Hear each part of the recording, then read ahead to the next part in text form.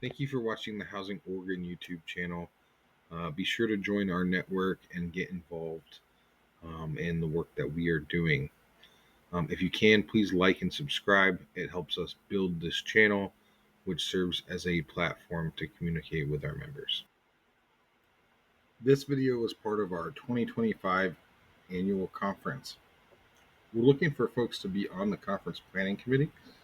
Please email info@housingoregon.org. Good morning, folks. Good morning. Can you hear me? I've never actually worn a mic on my body before. This is a first for me, so it's very loud. Okay, I'm trying not to feel awkward about it. So thank you all so much for coming to this amazing panel. I know there's so many amazing workshops and panels in the last 2 days, but to me, this one is so very exciting because we have folks that have come from Los Angeles and Seattle to share what is happening in their cities and how they've been setting up new innovative social housing models. And social housing models, you're here today because you're obviously interested. We know that what we do use, the current system, it doesn't seem to be enough, right? We're still in a housing crisis. Housing is still too expensive for folks. And living environments often in subsidized housing, we hear from tenants that it's not the best living environment always. So what do we do about that? And that's what we're here to learn about today. And so excited to think about that it's possible, right? Because change is hard. And when you hear someone else has already made the change that you're thinking about, it's so much easier to embrace it and think, oh, okay, we can do that too. So sorry, I did not introduce myself. My name is Molly Hogan, and I'm the director of the Welcome Home Coalition. And we're an alliance of dozens of organizations and individuals working on a housing justice movement in the Portland metro area. And I'm going to go ahead and quickly introduce our amazing panelists here today, and we're going to just dive right into a conversation so that we have the most time to hear from these folks. So we have Roberto Jimenez, who is the CEO of the Seattle Social Housing Public Development Agency. We have Tiffani McCoy, co-executive director of policy and advocacy for House Our Neighbors in Seattle. We have Roberto Garcia Ceballos, community organizer and executive director of Fideicomiso Comunitario Tierra Libre and the LA-based Community Land Trust. We have Joe Donlin, director of United to House LA. We have Mark Gamba, our Oregon District 41 state representative in the legislature. And we have Helmi Hesrick, director for the Portland Housing Bureau. So a phenomenal panel of 6 amazing experts to learn from today. So without further ado, let's jump into it. So I think, right, we're going to start out on just a high-level definition of what is social housing, right? We know generally there's some core principles, things like permanently affordable, decommodified housing, right, keeping it out of the private market, socially owned, so there's more, see, here we go, don't touch your chest when you're wearing the mic. So there's more tenant involvement in their living experience. And so can you all talk about, or at least one or two of you, what distinguishes social housing from our existing methods of using the low-income housing tax credits or public housing authorities and traditional affordable housing bonds to create subsidized, cheaper rent housing?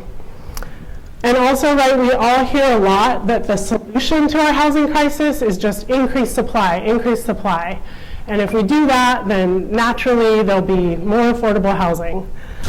So we'd love to hear your perspective about why you believe social housing initiatives are necessary and what are the dangers of relying solely on our existing private market and affordable housing ecosystems. Good morning, everyone. Again, my name is Tiffany. Thank you all for being here. There is still some seating in the front. If you all are at a table that has a seat, maybe raise your hand so folks in the back know that there's ample sitting space.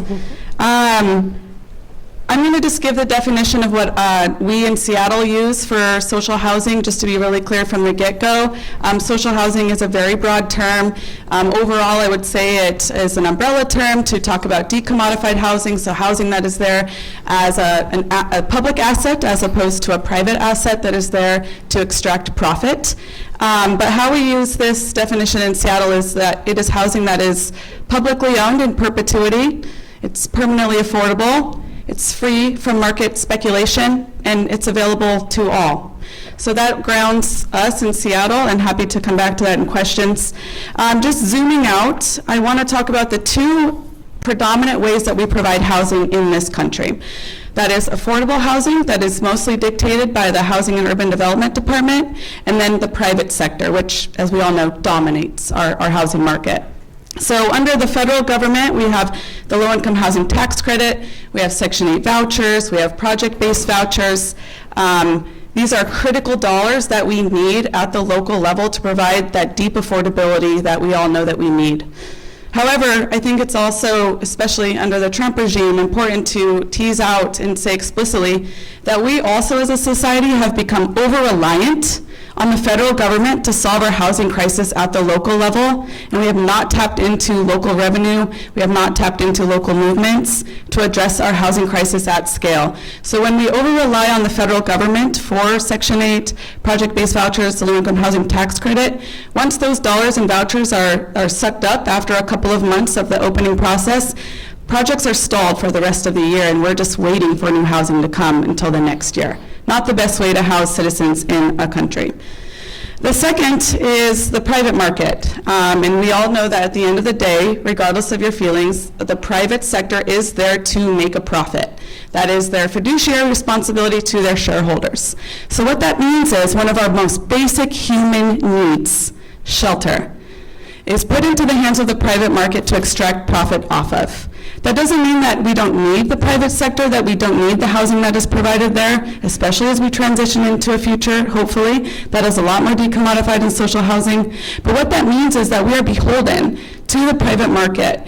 We give them a lot of our tax dollars to provide incentives, or we put forward sticks. I don't know how it is in Oregon, but in Seattle, we have something called the mandatory housing affordability, which allows for developers to produce housing, but they have to provide a certain amount that are affordable. If they don't, they're allowed to pay a fee in lieu.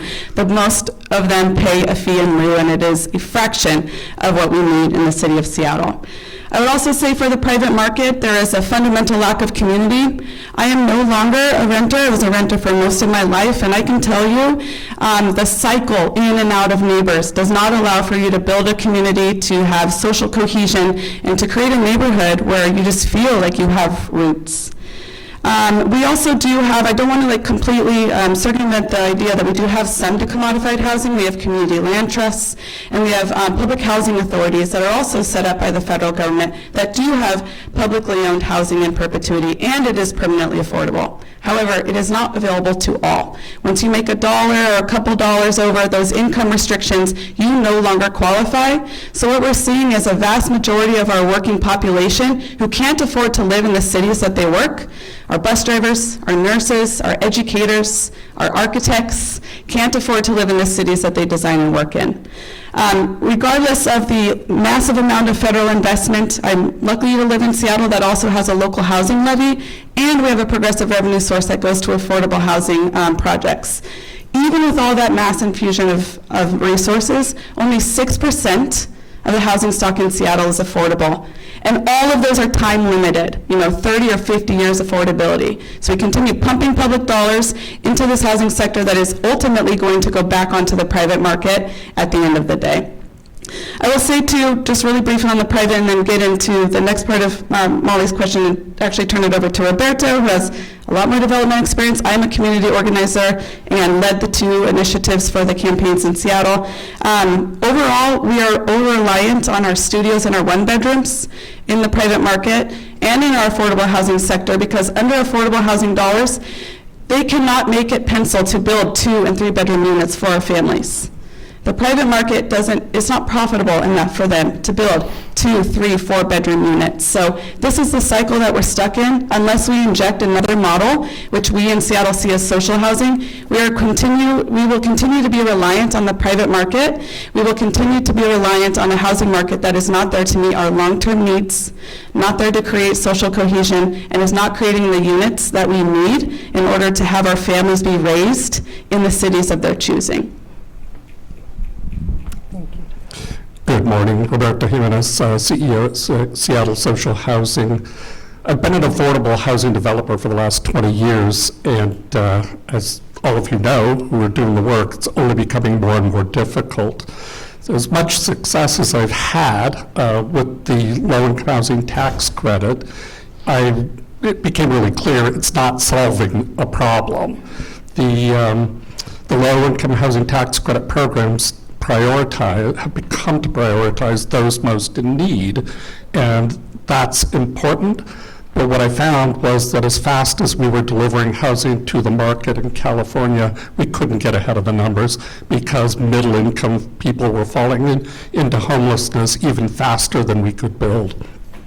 Had the numbers remained stable over the 5-year period where we had aggressive development, we would have actually made a serious dent in the number of homeless, but we could never get there.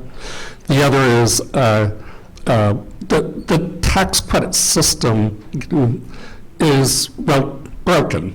Now, the problem is that we are no longer really able to negotiate the kind of terms that we were. There's very little negotiation left happening. And the system is critically important. It needs more to it. And we are here to be additive to that system and support what exists already. Great, thank you so much. I want to pass the mic on down to Joe now, and we'd love for you to share what exactly did the voters say yes to in the city and county of Los Angeles. Great. Good morning, everyone. Joe Donlin with United to House LA Coalition, and I think we'll use slides for this. Just let me know when to move. Yeah. Yep.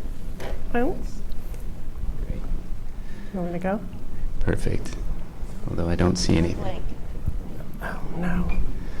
So, as we figure out the slides. So in Los Angeles, I think we'll talk a little bit about the origin story a little bit later, but in November of 2022, our coalition, the United House LA Coalition, comprised of over 200 organizations across the city and county of Los Angeles, community-based organizations, tenant rights groups, affordable housing developers, and labor unions, and many more faith-based groups, came together to put onto the ballot a revenue measure that would create a special fund for not just affordable housing. There is that also. We would like to max out our ability to take advantage of LIHTC dollars at the local level, but also social housing and a comprehensive set of programs for homelessness prevention and tenant protections. So the measure itself, I break it down in 3 components. So there's the revenue piece, the programs, and then the oversight. And so the revenue comes from, I think we already heard the phrase, a progressive tax. So the tax is what's known as a real estate transfer tax. And so any property in the city of LA that sells for over $5 million is taxed. So just on the transaction. It's not a property tax. It's not, issued until someone sells their property. So during the campaign, many called it a mansion tax, but it applies to not just mansions, but also office buildings, skyscrapers, manufacturing facilities, anything above $5 million that's sold in the city pays into the tax. If it's $5 million to $10 million, it's a 4% tax. Above $10 million, it's 5.5%. And that really accounts for only about 4% of the transactions that happen in any given year. And so if you think about how to get to the voters, they're like, a new tax, who's going to pay for it? Well, the vast majority of people we talked to were not paying this tax, and that was really relatable. And so that has, to date, so that passed in 2022, went into effect April 1st, 2023. We're a little over 2 years. It's raised $830 million. And we think by the end of this year, we'll hit the $1 billion mark. And those dollars go directly into 11 different programs, which we may have a slide for you in a moment, or we can share it out later. But they're split into two pots. 70% goes into the production and preservation pot, and that's where 3 of those programs are devoted to social housing.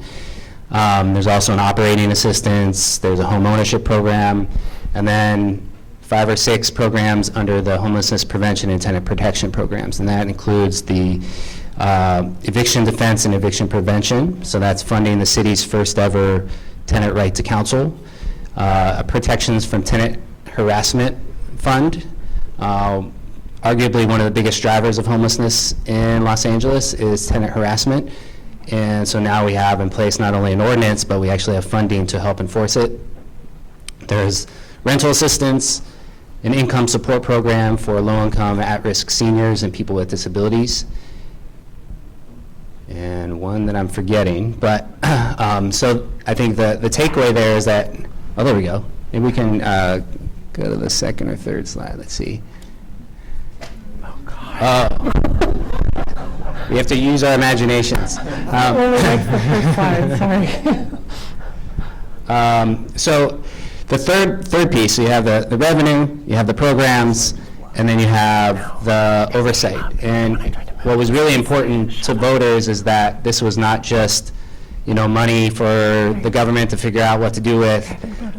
It was very prescriptive, and it had citizens' oversight to that. And so you have an oversight committee that has real authority. They create and pass the expenditure plans, and they also helped establish the program guidelines for each of those 11 programs, of course in coordination with our coalition. Oh, great.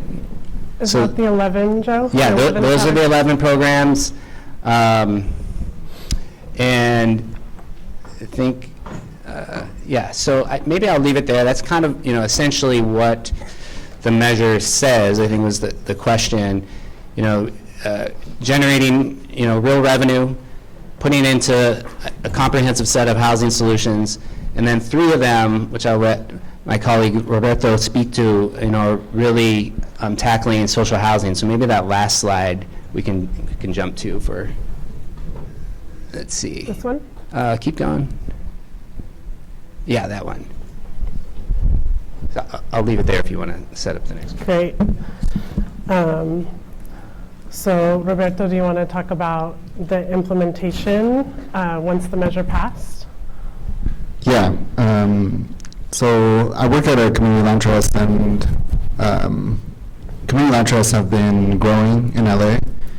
A decade ago, there was only 2, and we're close to 10 community land trusts in LA County at the moment. And so we've been really thinking about implementation before ULA was even created. And I think we identified kind of 3 main areas, which is like production, which is really important. We also identified an acquisition rehab, like that's really needed, the preservation of naturally occurring affordable housing. And then the other aspect is capacity building and training to be able to sustain a lot of these buildings. And that's a really important piece, specifically because ULA, to be able to qualify for the alternative housing model funds, you're pretty much required, one, to have permanent affordability, and then the other is have a really foundation tenant governance or tenant ownership program for the developments. And so that we know that that's one of the hardest things that differentiates social housing to affordable housing models like LIHTC. Specifically, as a former employee of an affordable housing developer, The main reason we created a community land trust is to kind of address those contradictions of lack of permanent affordability, lack of true tenant governance, and like democratizing housing. And this was like a demand that came out of our neighbors and tenants who lived in an affordable housing development, in our affordable housing developments at that time. And so for us, it's really clear, and we've kind of taken examples from like New York City in the way they do capacity building and training for their limited equity housing co-ops. And a really great organization to like reference is You Have New York. And what's really important is that they go out, New York has had a funding source for tenants to buy their building, or folks who were squatting in their buildings to be able to train their buildings into limited equity housing co-ops. And I'm not just talking about 1 or 2 buildings. I'm talking about thousands of buildings, thousands of units, and those thousands of units need sustainability, capacity building, training to be able to comply to regulatory agreements that the city over time has changed. And they need an advocate to make sure regulatory agreements work for working class people. And they need an organization to buy insurance for multiple buildings so it's affordable. And so this is kind of the type of capacity building. And they need folks to do leadership development and organizing in buildings, because it's really important to sustain a co-op board.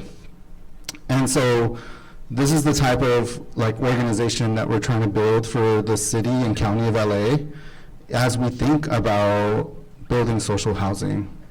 And so 1% of the set of the production funding for ULA goes specifically for capacity building and training. And on a yearly basis, it could be $8 to $10 million. And so that's how much the city is investing to ensure that there's like leadership development, capacity building, support, and technical assistance around compliance, around the specific models that we're trying to build. And on the most basic level, a resident council would be considered like a model that you could put in a building where tenants could have decision-making, could elect their own representation, could give feedback on the management of the building, could help in terms of deciding budget, like important budget decisions, and potentially have the opportunity to convert their building into some sort of ownership model, like a limited equity housing co-op. And so that's the type of work that we're doing. And so right now we're actually building this center, which we're calling the LA Housing Training Hub. And that is in parallel to the funding that's being released for new production and acquisition rehab. Amazing. Thanks, Roberto. Tiffani, do you want to share what the voters said yes to in Seattle? Yes, so in 2023, we passed a ballot initiative, the House Our Neighbors Coalition, which is now actually its own nonprofit, not necessarily because we need more nonprofits, but because we wanted to be not only an accountability measure for the city to make sure that they enact the voters' will, but also say in the future if the charter of the social housing development is not followed, it would be something where we organize to make sure that the charter that the voters passed is upheld. So we created in 2023 something called the Seattle Social Housing Developer, which Roberto here is the CEO of. It is a public development authority, which means that it is a quasi-municipal corporation that also has the ability to do bonding, which is going to only accelerate the production and acquisition of social housing in the future once the bond market sees the social housing developer as a safe investment. But we passed I-135 by a 14-point margin with voters in a February special election, which most of the time is a conservative election, but we turned out renters, we turned out folks who are in housing precarious situations, and folks that really that have been displaced from the city and want to move back to the city, but based on our over-reliance on the private market, don't see any possibility to move back to the city that they used to call home. So that initiative created board of the Seattle Social Housing Developer. It is a 13-member governing board. The majority of those governors are actually residents of social housing. There is not social housing created in Seattle yet, so the Seattle Renters Commission actually appoints renters to the governing board of the Seattle Social Housing Developer. Once the first acquisition is attained and or once the first construction is done, those residents of those social housing units, when a seat becomes available on the 13-member governing board, will have their own elections and then become part of the leadership of the social housing developer. There are 6 other seats outside of the 7 that are not renters. One we left aside for MLK Labor to decide, so we always have our union siblings as part of the governing structure. There's always a green developer. We're really focused on passive house construction for all new construction projects, because as unfortunate and as hard as it is to admit, we are in a time of climate crisis. We are in a time of changing everything, and we want to make sure that the buildings that we're creating are healthy, sustainable, and places of refuge during wildfire season, and also like just living in a very wet area, getting away from black mold and whatnot. So we always have that on there. We have an urban planner seat. There is a public housing finance expert, there is a nonprofit developer, and also a community-based organization that provides housing to marginalized communities. So we created this governance structure through the voters. We also have a bunch of other really incredible parts of the initiative. Each of the buildings has the opportunity to create a resident governance council. If there is extra money in the building, they can help decide what they want. Do they want solar panels, a community room? Do they want a specific landscaping? There is the potential for that in the future. While we did not write into the Initiative 135 charter homeownership as a for sure thing, we left it up as a possibility for the governing board to decide whether or not they wanted that. Something more like a Singapore model, where it is still the public that owns the land underneath, but individuals own the units within those buildings and then can pass them on down to their family members or sell them back for a limited profit to the social housing developer to then be rented out to another individual or another family. We did not create a funding structure in the first initiative because it was against the Constitution of Washington State. Unlike Congress, which can package up anything into a bill and pass it, in Washington State you have to follow a single subject. So we could only create the developer with the first one, and in the second one we created a funding mechanism. So in February of this year, by a 26-point margin, we passed Proposition 1A, which will allocate roughly $50 million a year to the Seattle social housing developer to acquire and to construct and to maintain social housing developments. Thank you. It is a progressive revenue source, which means that we are not relying on property or sales taxes in the state of Washington. Washington is the 49th most regressive tax state in the country. Only behind us is Florida. So we wanted to make sure that the revenue source that went to social housing was a progressive one. So because we have so much wealth in the city of Seattle, and we do not tap it for the public good, we passed an excess compensation tax, which taxes any large business that pays an employee over $1 million in total compensation. Every dollar above that million, the company pays 5% of that payroll expense to the social housing developer. And that is a forever pot of money. We imagine we will have to fight to maintain that in the future, but that is again why the coalition that I'm lucky to be part of has created an organization to make sure that the city upholds the will of the voters. So yes, the social housing developer has this incredible CEO. They have a governing board. They're waiting for their first installment of money in February of this year, and it sounds like they're looking at multiple acquisitions. So we are ready to go. We are also working on land use, but I'll hold that for a different point. Yeah, thank you, Tiffani. I'd love, Roberta, for you to share what that implementation is like, and specifically share, what types of deals you're exploring, talk about the capital stack for the developers in the room, and perhaps in a way that the rest of us can understand too. So when you, as you're thinking about social housing in Oregon, and you're thinking about where to put it, what's the entity going to be? We have a public development authority, which I think we'll touch on later. But it's, In our case, you have to set up an entirely new organization in order to implement this process and bring in the taxes.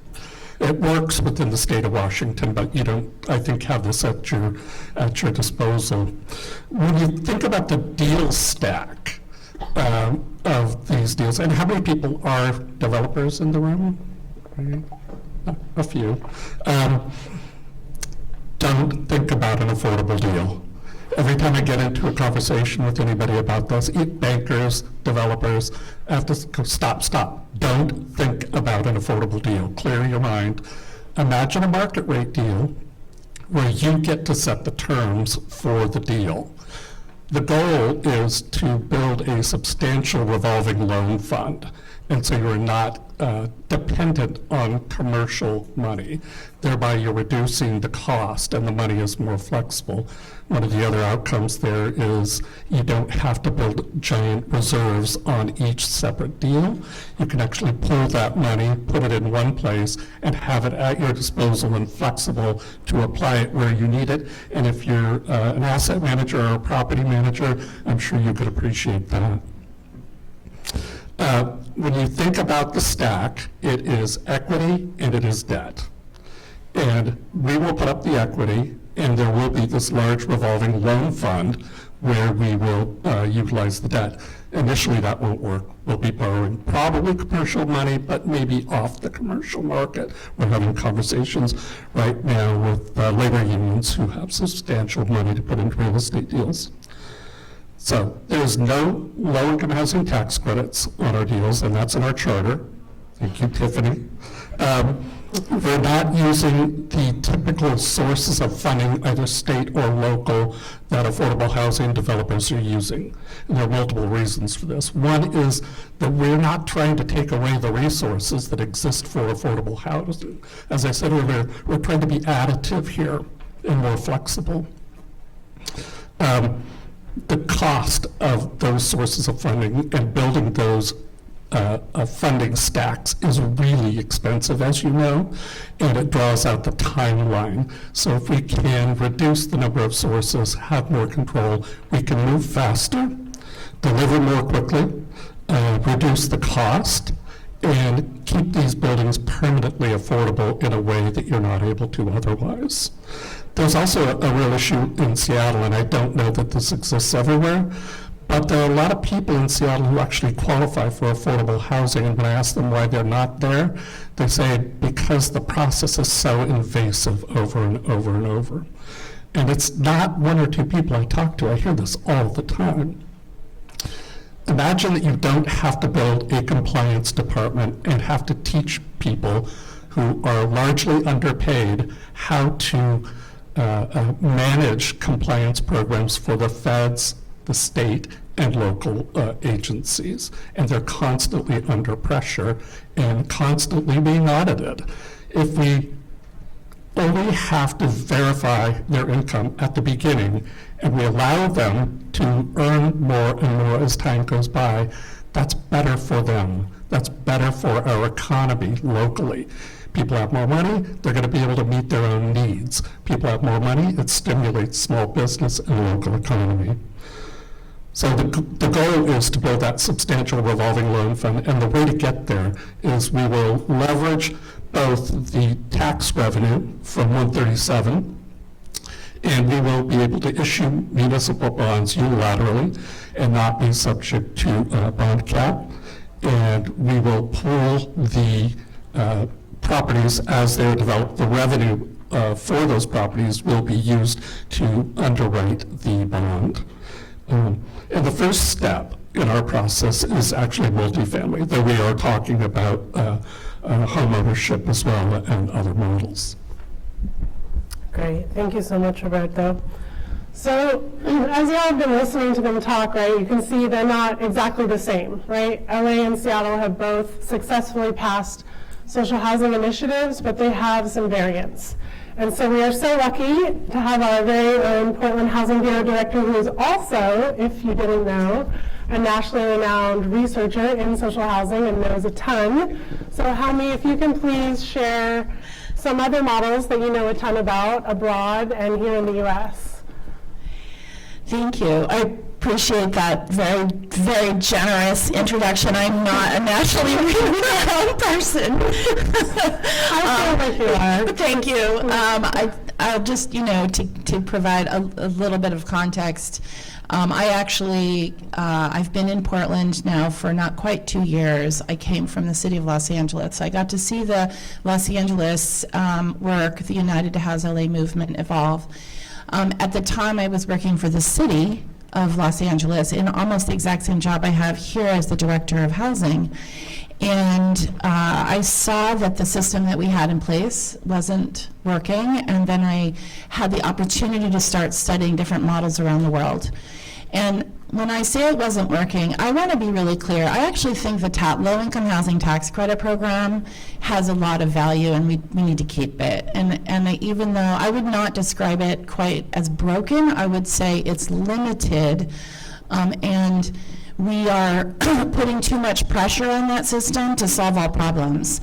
And so I would just say, let's keep the low-income housing tax credit system going in place, has a lot of value, and let's start exploring new potential options. And that's really what the city of Portland has asked the Portland Housing Bureau to do.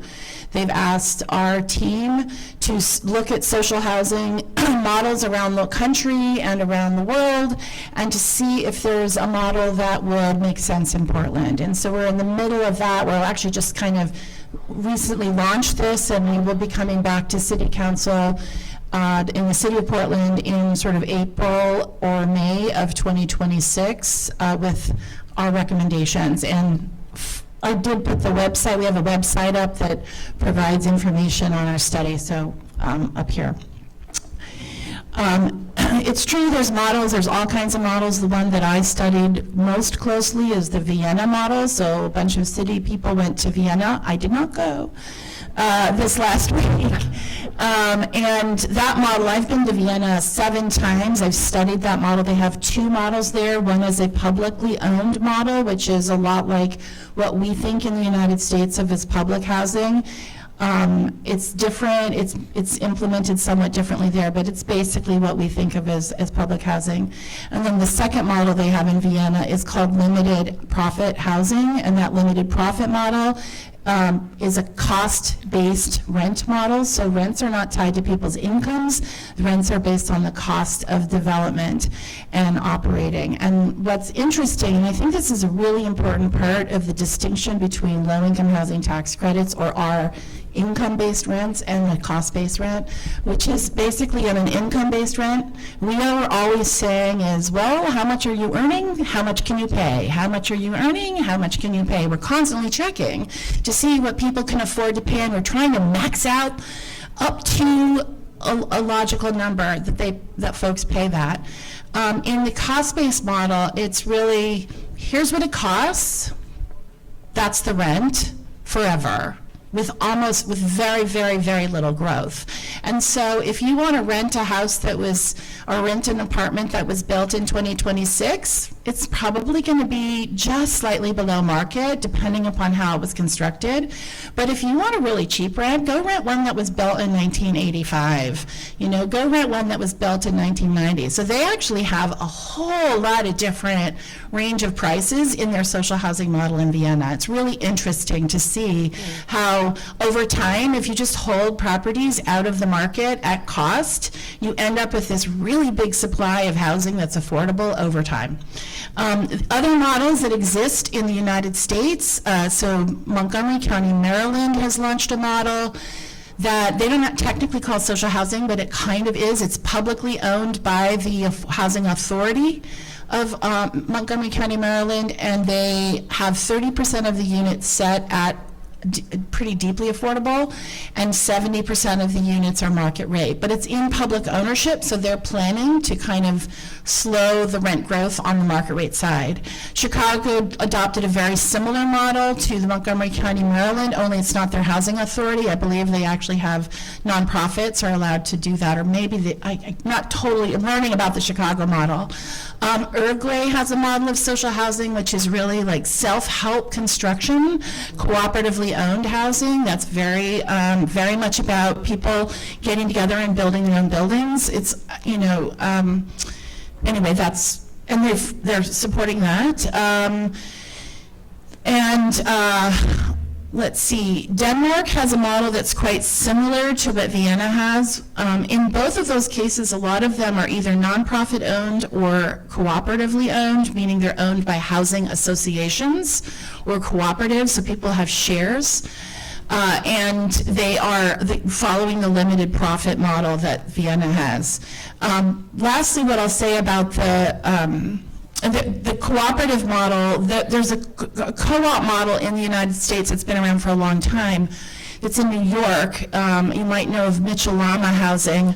It was actually modeled on the same model of the Vienna and the European model of housing associations, but essentially those properties in New York are multifamily rental, cooperatively owned multifamily rental. What we would think of here, the most similar thing in Oregon would be the community land trust model. I think that actually is pretty reflective. So essentially the land is taken out of the equation, people own their own unit or they own shares in the cooperative that gives them a kind of an ownership stake. So anyway, I think that gives you a sense, a range of the different types of models that are out there. Fabulous. Thank you so much, Homie. So you actually talked about public housing authorities, and we heard about public development authorities. So Tiffani, if you could just take a couple minutes to really explain that difference. And I haven't heard anybody so far talk about kind of cross-class communities, and I really hope that you uplift that, because right, in our traditional affordable housing models, it's so based on income that it's like, we have the stigma in this country that affordable housing is quote unquote poor people housing, right? And you have to be quote unquote poor enough to live there, and yet sometimes your rent is still 70% of your income, right? So if you could just talk about how social housing is also creating cross-class communities and what that means. Yeah, I'll go into the difference between the PDA and PHA first, and then see if Roberto wants to add anything on to that. But Public Development Authority, as I said earlier, is a quasi-municipal corporation. It is not actually totally controlled by like the city of Seattle or any of the cities in Washington state, but the legislative and the executive branches do have the ability to add some bureaucratic crap that would limit the ability of the Public Development Authority to, carry out its mission, for instance. Especially when you have citizens initiatives that local elected officials didn't necessarily support. They like to do things, to tinker with citizens initiatives to make them not happen, which again is why it's important to continue your movement, your social movement in tandem while these projects are being set up. But yeah, Public Development Authority is a quasi-municipal corporation. It is chartered forever, and it has the ability to bond in the future. And as Roberta said, it is not beholden to the same bond cap as a local government or the state government. It is able to go out and bond on its own, which is also nice for the local government because it doesn't have to worry about any risk, because it is completely on this quasi-municipal corporation. All risk is on them. And why we set up the Social Housing Developers of Public Development Authority is because we just frankly did not want to have like the backroom discussions with our public housing authorities. We didn't want to have the backroom discussions with our nonprofits or with our Office of Housing, or maybe in 5 years we would have a study, and then maybe a year or two later we would get one pilot project. We, the coalition that I'm happy to be a part of, wanted to just go to the people, wanted to use an organizing tool. We know how much renters are hurting in the city of Seattle. We know how rent increases lead directly to homelessness and to displacement. So that's why we went to that structure. And it has a lot of flexibility, and again, that really critical component of the ability to bond. And when you can bond on revenue that is dedicated to you, like the possibilities are endless. A public housing authority is chartered by the Housing and Urban Development Department, and it has all of those restrictions and covenants that HUD and the federal government places on there. Again, don't get me mistaken, PHAs are critical, they're important, they also have bonding authority, they are permanently affordable and publicly owned, but they've also been chronically underfunded for decades. Do you have anything to say on that, and then I can go into the cross-class aspect? No, go ahead. Okay. And then, yes, so when I talk about like social housing being available to all, what I mean by that is it creates cross-class communities, and cross-class communities, cross-income communities that are not going to be there for just a couple of years. This is forever housing. And we are creating neighborhoods that are not continually segregated. You don't have your high-income areas in Seattle. It's all along the water. They vote a specific way. They vote against land use in a very specific way. They are a very segregated block. And those are often where our high opportunity zones are. Those schools are better funded than the schools in the South End or in the Central District. And our housing policy, unfortunately, because of its restrictivity, by only relying on the federal government or the amount of money we can get at the local level, we are just baking in with our housing policy the continual segregation of communities and the continual perpetuation of low opportunity zones. I don't know how it is in Portland, but we're having massive enrollment issues in Seattle public schools. When people have kids and when they get to school age, we are seeing a lot of those families leave the city because A, they can't find housing that's affordable to them. B, they can't find housing that actually allows the children to have a room or their extended family to have a room. And C, the schools are often not really well funded because the places that you can afford to live have under-resourced schools. Not because those teachers and educators in there aren't outstanding, but it's just because of how we structure the funding of public education in this country. So social housing is a way to create high opportunity zones all throughout your city. You have to get rid of, exclusionary zoning though in order for that to happen. But it does create a future where all can afford to live and thrive, and where you don't have to be also over-reliant on vehicles, single occupancy vehicles, and potentially driving 30, 60 minutes every day in and out of the city because you can't afford to live there. Another comment, the cost-based rental program is what this is at Seattle Social Housing, and that's a really important element of it that Helmy mentioned that I left out. As the debt is burned off, it burns off pretty quickly in our models, and there is actually the potential for the rents to stay flat or even decrease over time.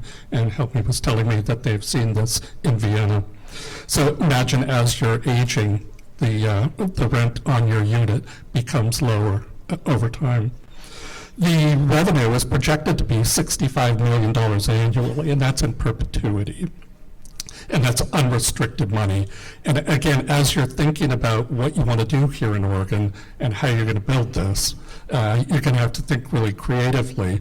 The value of being in Seattle is that there is both the political will and the economy to generate this substantial money year over year that you don't have in Oregon and most of the country doesn't have. So how do those programs remain sustainable becomes a real question in my mind. The AMI mix, I think, is really important. I was doing an interview with a reporter in Seattle last week, and he was talking about the fact that we are talking about from 0 to 120% AMI in one building. The modeling we're actually doing is 50% to about 100% at this point in time. And he asked me, well, why would people at 100% AMI live in a building with 50% AMI folks? And I was startled that he actually said that out loud. But I'm like, well, let's unpack that for a minute. And maybe you're just playing devil's advocate here, but I think that's real, right? I think a lot of people are thinking about that. But I don't have to fill hundreds of units at this point in time with 100% AMI, right? I need a few units. Those units actually generate substantial revenue within the building, and I don't think I'll have any trouble. A lot of those people supported the two initiatives that it took to pass and get this going. And I think it's important. What was the margin on the first initiative, 135? 14%. And it jumped another 10% in the following year.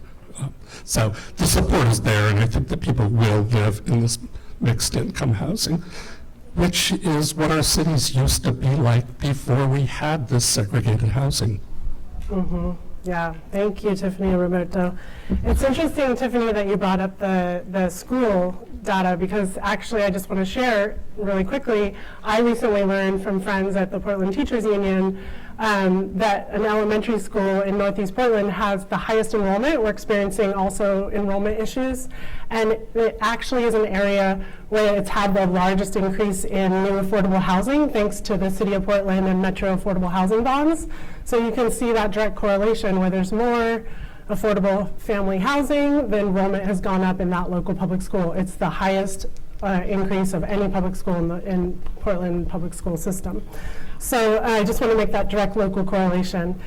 And speaking of, public housing authorities and the federal government, we can't get away from, our current administration's very racist, overtly racist attacks every day right now, right?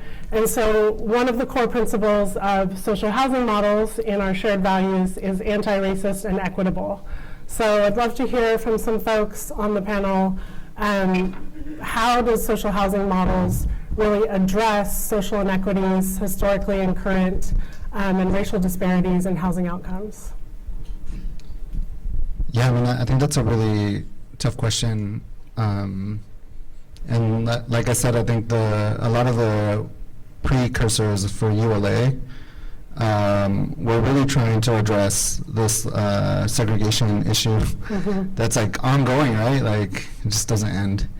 And so for us as Community Land Trust, before ULA, we actually created a pilot program where the county provided $14 million, or we advocated and won a $14 million pilot program for CLTs to acquire buildings and rehab them and create tenant governance or ownership models on these buildings.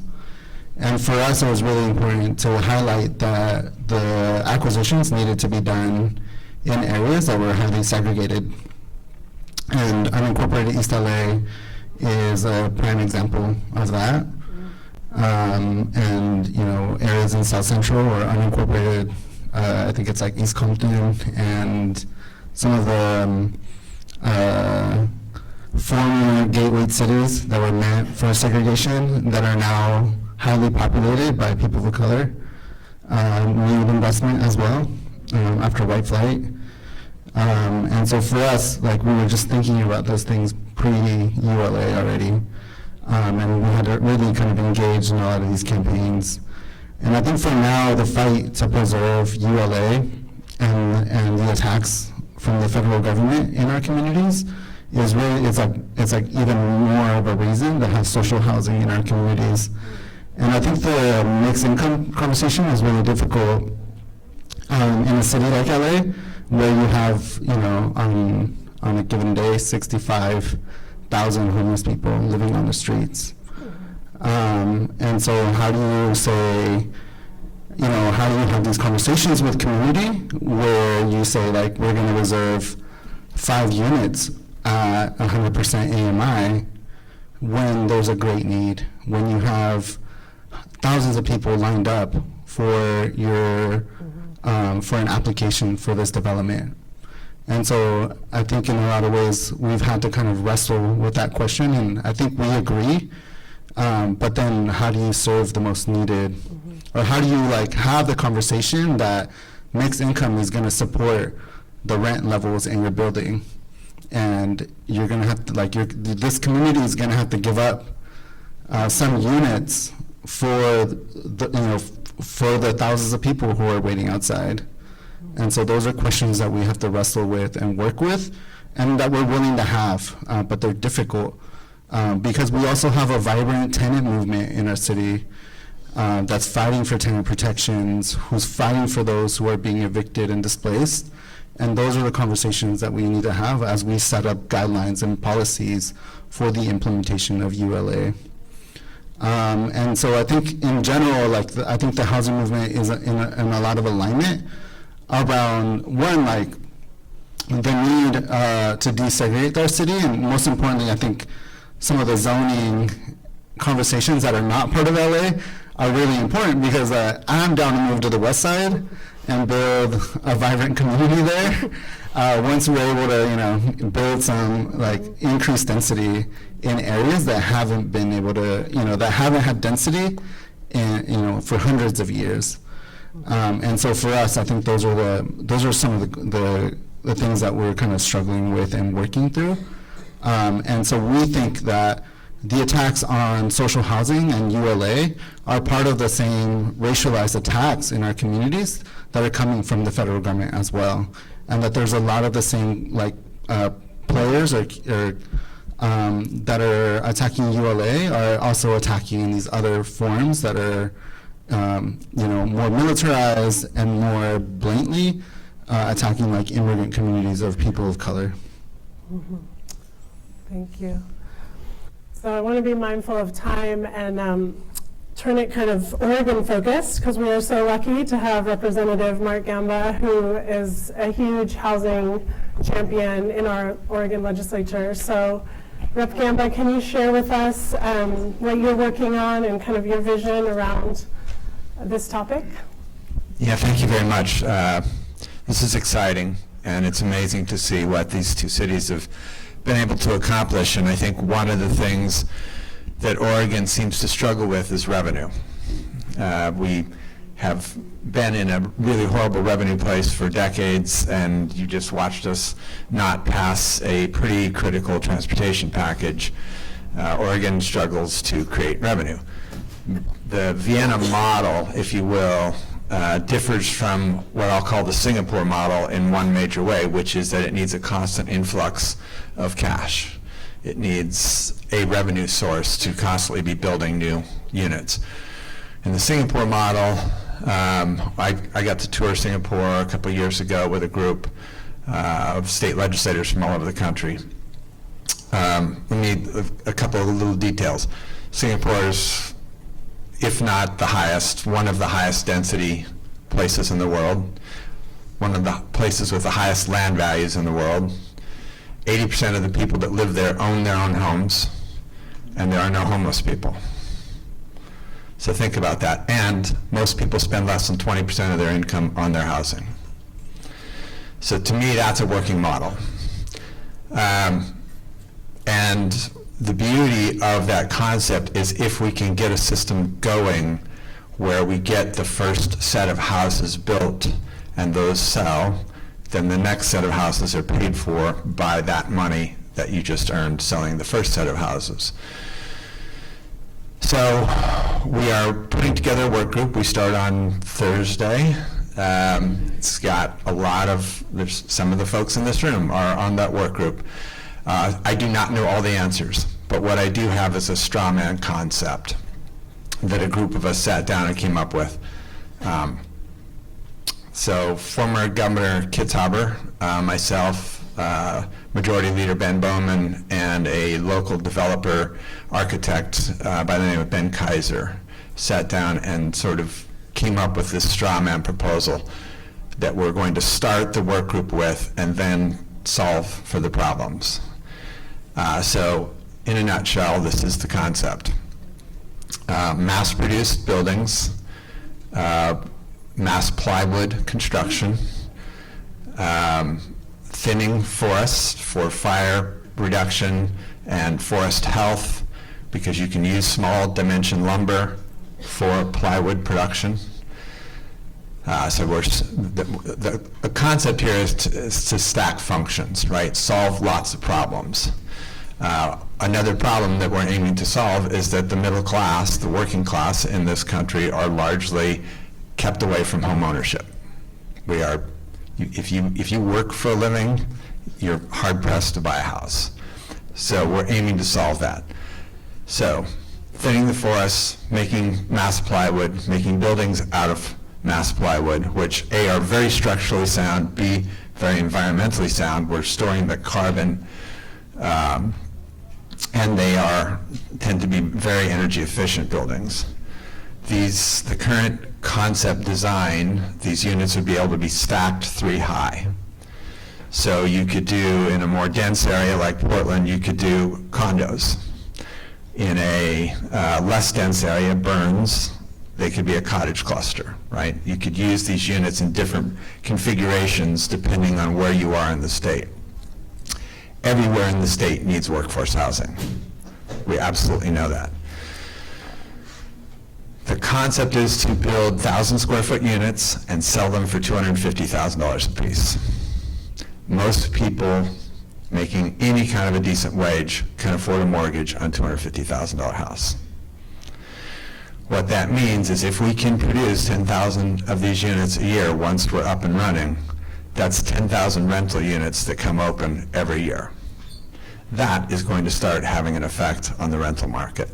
And that's another of the problems that we're solving for. Over, I'm going to say, somewhere around 4,000 households are being evicted or asked to leave in this state every month. Think about that. All this work we're doing to house the homeless, we're being very successful, but it doesn't look like it because we're mass producing homeless people. We have to somehow short circuit that. So if we can get folks who have a decent job into ownership opportunities, and I'll unpack that a little more. What we don't want is to create an opportunity for private equity to come in and make bank, right? So much like Singapore, what we're talking about is you have to live in that unit for 10 years in order to fully realize the equity from that unit. That should short circuit any effort on big money into coming in and trying to buy up these units and then flip them. I just lost where I was going there. In any case, if we can set this up, and what we've been told is the private market is very interested in this concept. So if the state says, we will guarantee that we will buy 10,000 units next year, and this is not going to happen instantly, right? We're going to have to build factories. There's work to be done. And it'll probably roll out slower than I would like it to happen. But once we are up and running, and the state is guaranteeing that every year it's going to buy 10,000 units, that means that the private market can go out and set up these factories to produce the mass plywood, to produce the housing out of the mass plywood. The work that we'll all still have to do is the land development, right? We'll have to acquire land, land banking, and the other piece to the straw man concept is that this would all be land trust. So the units themselves you would own, but you would not own the land. That will create some level of affordability even when those units go back on the market in 10 years. This is more or less the Singapore model. Now they are doing concrete towers, not mass plywood condos, but it's the same idea that you are building wealth in the middle class, creating homeownership opportunities. You're opening up the rental market by giving a whole spectrum of the population an opportunity for homeownership. And you're starting to build community because 10 years, right? Americans tend to be very mobile. We move, I forget what the average is, but it's something like every 3 years or every 5 years or something like that. It's crazy. If we have these systems where we start to build neighborhoods because of the long-term ownership requirement, that is going to be beneficial to the community as well. So there's all kinds of aspects that this really could have a positive effect on. But again, we'll be spending the next year plus in this work group trying to hammer out the details, figure out exactly how we pull this off or what it turns into. But the goal is to start creating a lot more housing, a lot faster and a lot less expensively, and to help people get into home ownership. Awesome. Thank you so much, Rifkin. I'm going to grab the mic because we've got about 10 minutes left, and I'm guessing, oh, look, and there's a sign telling me. Thank you. I want to make sure, oh, see, I already see a hand. We're Q&A time. So, Marissa, is it on? Click it on. Great. Thank you, Molly. Thank you, everyone. That was very informative. Just straight to your remarks, Representative. We heard earlier about the need for family housing and for multi-generational housing, and 1,000 square feet sounds a lot like the affordable housing that's currently on the market that isn't serving that need. So I just wonder if the small group that began this conversation had any thoughts about that.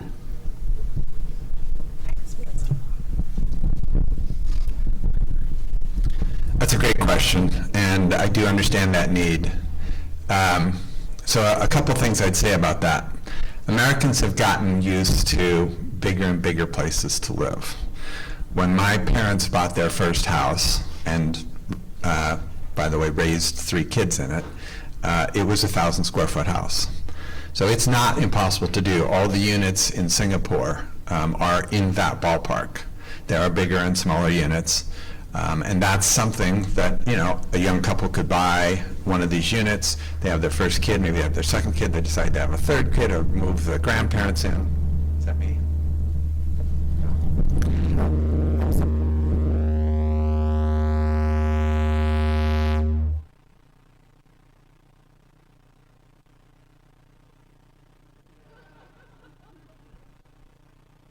The aliens are...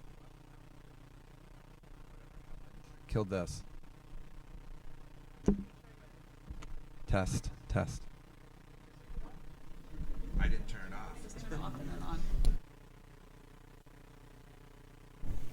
There you go. Test. Okay, we're back. I forgot where I was. So 1,000 square feet. 1,000 square feet.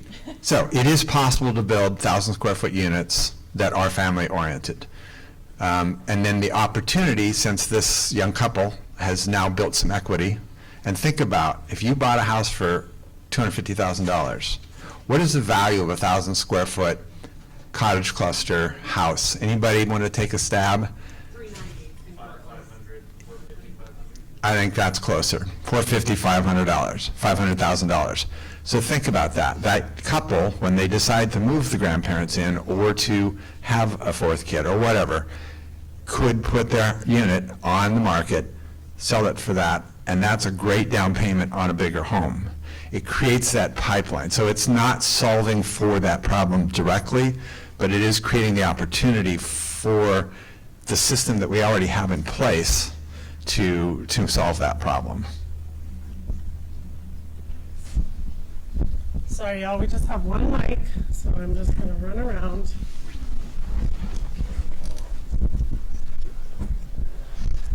Hi, I'm curious if you all are familiar with Everyone Village and Peace Village in Eugene, both of which were sprouted from donated land.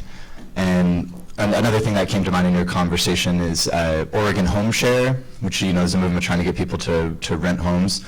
So I'm wondering if there's any kind of a PR element to this, where creating cultural change, getting donated land, or helping people reframe what their home could be in terms of creating social housing, in terms of just bringing people into all of these empty bedrooms that currently exist in Irvington and, countless neighborhoods across Portland.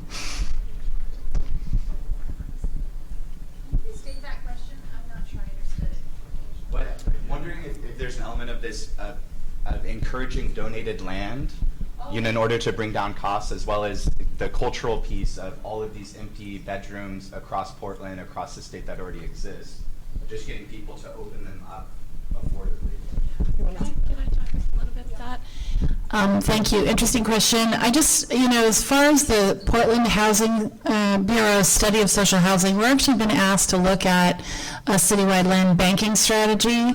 And the city, the state, Metro, TriNet, lots of school districts all have land, and also a lot of churches have land. And so one of the conversations we're in is if we were to work on land banking, which basically would make land available at a low price for housing that was social housing or for affordable housing, where can we bring all, can we create a system so that the land gets into a sort of if hopefully centralized, but some kind of a way of making that land available and entitling it, clearing it, and really setting that land price down. One of the reasons I like Vienna, I know Singapore does this as well, but one of the things Vienna has is an extraordinary land bank, like unbelievable. And it's just for residential, and it helps bring together multiple public agencies, and they essentially take the risk out of the land development process.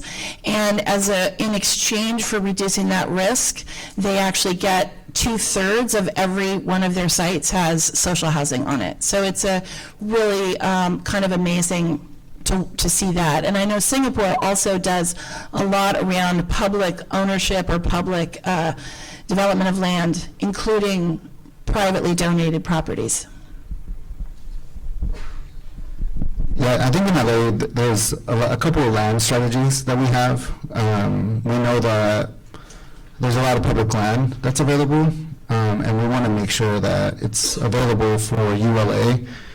And so Metro is one of the biggest landholders, our public transportation agency. And they just came out with the 10,000 homes program, where they're trying to build 10,000 homes on their land. And so we're trying to figure out how to pair up ULA funds with this Metro program to build 10,000 homes on Metro-owned land. And what's really cool about the joint development agreements with Metro is that they mandate permanent affordability, and they have very cheap land, like very affordable land for developers to develop on that. So that's like one strategy. That we also just built a land bank. And we're actually trying to put it to use with the Altadena fires and everything that, like, with this, like, crisis that happened with the wildfires. And then the third is that we, on a community level, have been pushing for the Tenant Opportunity to Purchase Act, which is another way to build homeownership for tenants who are being harassed, who are being illegally evicted, are very, and can be a very low income, could try to buy their building with ULA funds if there was the right to purchase. And so for us, like, now that we have acquisition rehab funding, our city can now build a tenant opportunity to purchase policy for tenants to make use of ULA funding. Amazing. So I see the hands, but unfortunately we are running out of time. The good news is these 4 folks from LA and Seattle will be speaking at the lunch plenary. They'll be talking more about, like, the movements they built, what it took to get these amazing measures passed, and so that we can learn how we could do that here. And so I just want to touch on key takeaways, right? Like, so social housing is decommodified housing, right? We need to ground ourselves in that, right? We need to stop relying so much on the private market and the affordable housing ecosystem we have, and think bigger and more creatively, right? And what always struck me, and I don't think I heard you say it exactly today, Helmi, but in Vienna, is it 45%, almost 50% of their total housing supply in a city of 2 million people, which is comparable to the Portland metro area population. Nearly half of their housing supply is publicly owned, is out of the private market, right? And so then the private market has to kind of compete with that. Whereas here in the city of Portland, we just have about 8% of our housing publicly owned, socially owned.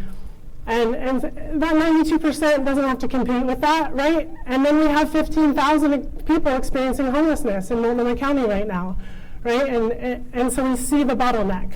And so I just want to invite us all to be so inspired by Seattle and LA, and just think about, like, what can we do in Portland Metro, what can we do in Oregon to bring more creative, innovative housing models to create housing that working class people can afford. Because it's workers over billionaires, y'all. We cannot just, like, let billionaires continue to run the show. It has to be housing. Like, housing justice is worker justice, it's immigrant justice, it's social justice across the board. And so thank you so much for visiting, y'all. You're amazing. And y'all, thank you for coming.